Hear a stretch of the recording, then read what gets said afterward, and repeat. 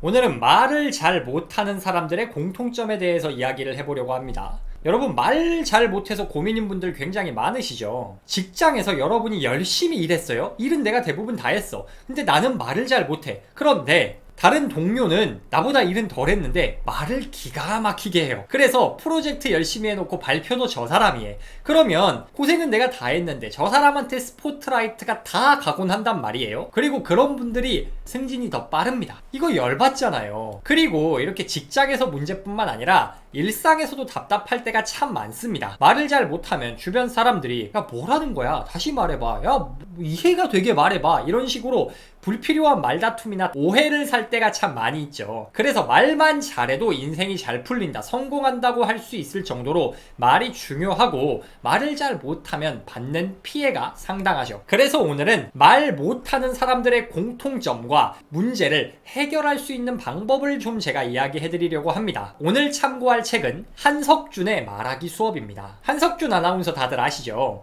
KBS 아나운서로 활동하시다가 지금은 프리랜서 아나운서 그리고 스피치 강사로 활동하고 계십니다. 이번에 책을 내셨는데 스피치에 관련된 정말 좋은 내용이 많아서 제가 소개해 드리려고 합니다. 말 못하는 사람들의 첫 번째 특징, 발음이 안 좋다입니다. 저희가 흔히 딕션, 발성이라고 하죠. 말을 잘 못하시는 분들은 이 발음이 부정확해요. 그래서 똑같은 말을 해도 주변 사람들이 잘 못 알아듣고 전달력 자체가 낮습니다. 그러다 보면 어떤 일이 생기냐, 듣는 사람들이 야, 좀 똑바로 말해봐. 뭐라는 거야? 너 발음이 왜 그래? 야, 다시 말해봐. 이런 식으로 좀 짜증 섞인 반응이 돌아올 때가 많죠. 그런 반응이 돌아오면 말한 사람은 다시 한번 의기소침해져서 아니, 그게 아니고 이렇게 더 목소리가 줄어들게 되고 발음이 더 어눌해집니다. 그러면 결론적으로 의사소통도 잘 안 되고 인간관계도 안 좋아질 확률이 높겠죠. 그렇다면 어떻게 해야 발음을 좋게 만들 수 있냐? 책에서는 모음 훈련을 제안합니다. 왜 모음 훈련이냐? 저희가 발음이 틀릴 때는 자음 발음이 틀릴 때도 있고 모음 발음이 틀릴 때도 있겠죠. 그런데 자음이 틀리는 경우는 크게 문제가 안 됩니다. 왜냐? 소리가 너무 티가 나서 틀린지 다 알아요. 그러니까 내가 바로 고칠 수가 있습니다. 그런데 모음 발음은 티가 잘 안 납니다. 틀려도 내가 틀린지를 지각을 못할 때가 많아요. 내가 틀렸는지를 모르니까 계속 잘못된 습관을 반복하고 그게 고착화되는 문제가 생기겠죠. 이걸 해결할 수 있는 훈련법이 바로 모음 훈련입니다. 그러면 모음 훈련은 어떻게 하는 거냐? 한 문장을 그냥 읽은 다음에 그 문장에서 자음을 빼고 모음만 읽어보면 됩니다. 예를 들어 책에선 이런 문장이 소개됩니다. 한번 읽어볼게요. 영상으로 보고 계신 분들은 같이 읽어보면 좋을 것 같습니다. 딱히 잘못 말하는 것 같지는 않은데 발음이 분명하지 않고 말소리가 뭉개지는 느낌을 주는 사람들이 있죠. 이건 대부분 모음 발음의 원인이 있습니다. 자, 이렇게 자음까지 포함해서 한번 읽어요. 그 다음에 여기서 자음을 싹 빼고 모음만 3번 읽는 겁니다. 자음을 빼면 이렇게 화면처럼 나오는데 영상으로 보고 계신 분들은 저랑 같이 한번 읽어보시면 좋을 것 같아요. 3번 하라고 나오는데 너무 많으니까 한 번만 해보도록 하겠습니다. 같이 읽어볼게요. 아, 이, 아, 오, 아, 으, 아, 이, 에, 이, 우, 여, 이, 오, 이, 우, 에, 이, 이, 우, 이, 요, 이, 에, 우, 오, 에, 이. 영상에서 이게 뭐하고 있는 짓인가 싶긴 한데, 자, 이렇게 모음만 읽었어요. 그 다음에는 다시 첫 번째 원래 버전을 읽어보는 겁니다. 차이가 느껴지는지 한번 보세요. 딱히 잘못 말하는 것 같지는 않은데 발음이 분명하지 않고 말소리가 뭉개지는 느낌을 주는 사람들이 있죠. 이건 대부분 모음 발음의 원인이 있습니다. 어떤가요? 훨씬 발음이 좋아지지 않나요? 실감이 안 나시면 처음에 여러분이 읽은 걸 한번 녹음해 보시고 모음으로만 3번 읽고 그 다음 최종 결과물도 녹음을 해서 비교해 보세요. 결과물이 상당히 달라질 겁니다. 이게 바로 발음을 교정하기 위한 첫 번째이자 가장 좋은 훈련 방법입니다. 실제로 아나운서들이 많이 하는 훈련법이라고 해요. 이 모음 훈련이 효과적인 이유가 뭐냐? 일단 발음이 교정되는 것도 맞는데 저렇게 모음을 하나하나 발음을 하려면 입모양이 더 커집니다. 그냥 자음이랑 같이 읽을 때는 대충 얼버무리고 넘어갔던 거를 이렇게 입을 크게 벌려서 발음하게 돼요. 그러면 저절로 발성이 좋아집니다. 소리가 더 앞으로 확실하게 뻗어나가는 효과가 있죠.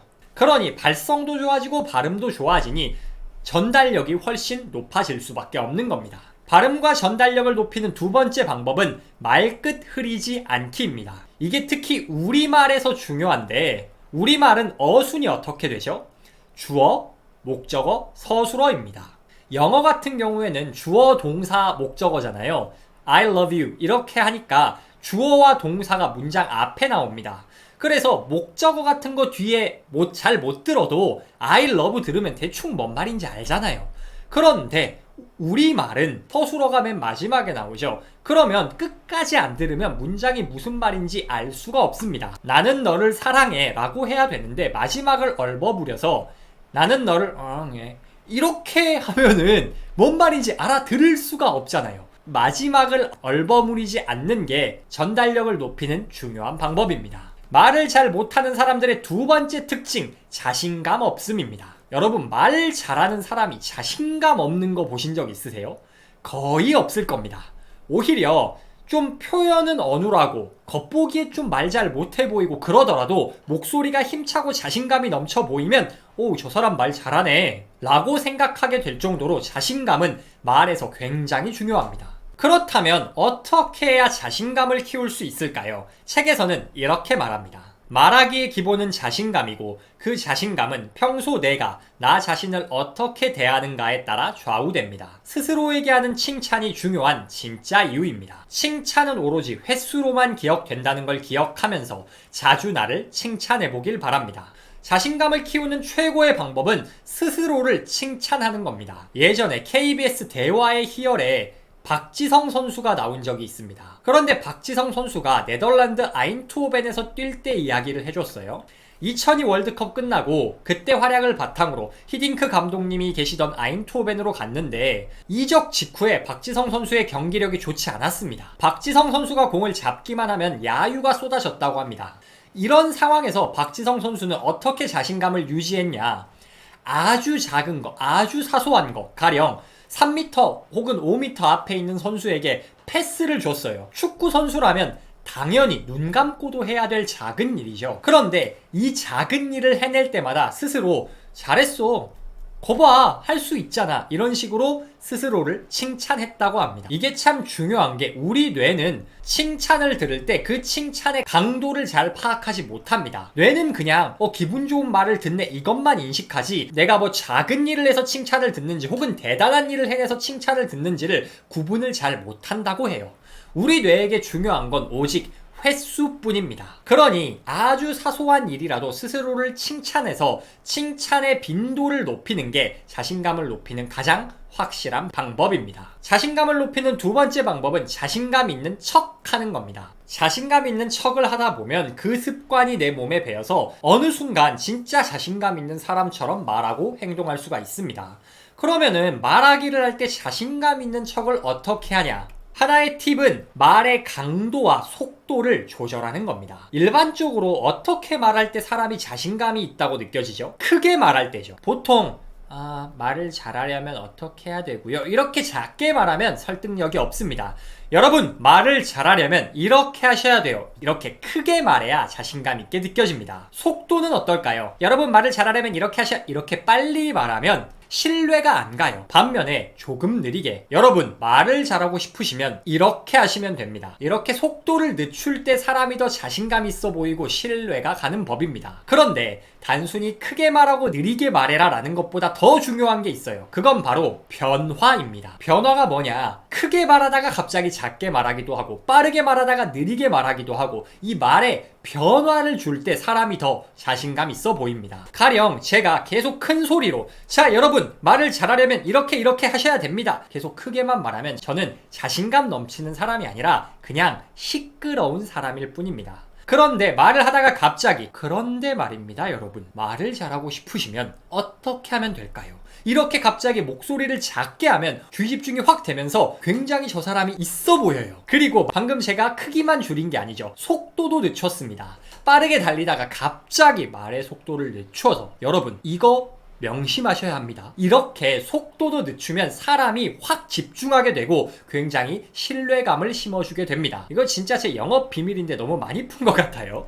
자, 어쨌든 기본적으로는 크게 말하고 느리게 말하는 게 자신감 있어 보이는 모습이다. 그런데 단순히 크고 느리게 말하는 것보다 더 중요한 건 변화를 주는 것이다 까지 말씀드렸습니다. 자신감 있어 보이는 또 다른 방법은 제스처입니다. 일반적으로 우리는 많은 사람들 앞에서 말하는 경험이 부족합니다. 그러다 보니 일대다수로 말할 때 제스처가 너무 작아요. 강조를 해야 할 때도 여러분 이게 굉장히 중요한데요, 이런 식으로 몸짓이 작아요. 몸짓이 작으면 사람이 자신이 없어 보입니다. 좀 크게, 여러분 이게 정말 중요합니다, 이런 식으로 몸짓도 좀 크게 해야 자신감 있어 보입니다. 물론 너무 큰 몸짓을 자주 반복하면 그냥 산만한 사람처럼 보이니까 중요한 걸 강조할 때만 사용하셔야 돼요. 말을 못하는 사람들의 마지막 공통점, 자기중심적으로 말한다입니다. 말을 잘한다는 게 꼭 청산유수로 멋있게 말하는 걸 뜻하진 않죠. 이 사람과 대화할 때 자꾸 더 말하고 싶고 계속 이야기하고 싶다, 이게 말을 잘하는 겁니다. 그런데 뭔 이야기를 해도 결국엔 자기 이야기를 하는 사람들이 있습니다.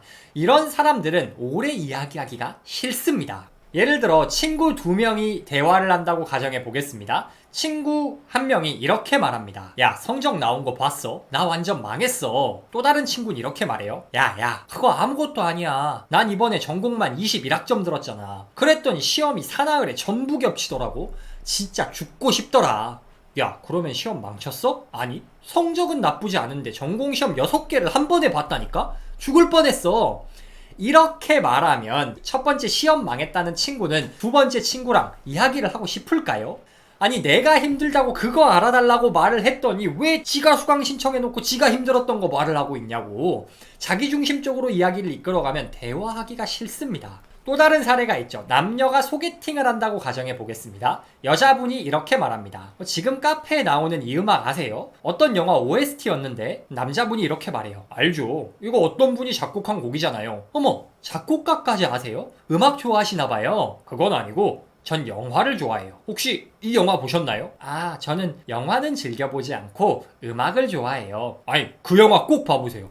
주인공이 좋은 학교 나와서 변호사 됐는데 사실 연극을 하고 싶었거든요. 네. 그래서 몰래 연극하다가 부모님한테 걸려요. 그래서 어떻게 되냐면, 이렇게 이야기하면 이 소개팅이 잘 될까요? 그럴 리가 없겠죠. 여자분 입장에선 분명히 나는 음악을 좋아한다고 말을 했어요. 그런데 남자분은 자기는 영화를 좋아한다고 상대방이 어떤 반응을 보이는지는 보지도 않고 계속 주구장창 영화 이야기만 하는데 대화가 잘 될 리가 없습니다. 책에서는 이렇게 말합니다. 사람들은 누구나 자기 관심사에 대해 이야기하는 걸 좋아합니다. 특히 자기가 열심히 공부해서 알게 된 사실이나 요즘 가장 많은 시간을 쓰고 있는 것에 관한 이야기, 평소 좋아하는 주제라면 할 말이 매우 많겠죠. 상대가 관심을 가질 주제, 좋아할 주제에 대해 이야기를 하는 게 말을 잘하는 방법입니다. 그러면 그런 주제는 어떻게 찾냐? 상대방을 관찰하고 상대 이야기를 들으면 됩니다. 물어보면 돼요. 요즘 뭐 하고 사는지, 힘든 건 없는지.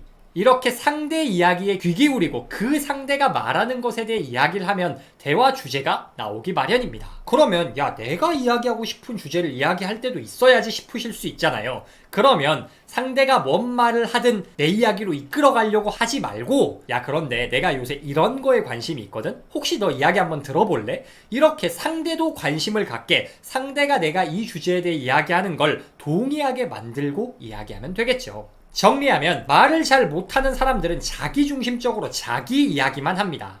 그런데 말을 잘하는 사람들은 상대 중심적으로 상대가 이야기하고 싶어하는 주제를 찾습니다. 그러니 당연히 오래 이야기하고 싶어하고, 누군가와 오래 이야기하고 싶다는 건 곧 그 사람이 말을 잘한다는 뜻입니다. 지금까지 말을 잘 못하는 사람들의 공통점과 한석준의 말하기 수업에서 찾을 수 있는 그 문제들에 대한 해결책을 말씀드렸습니다. 말을 잘 못하는 사람들은 발음이 어눌합니다.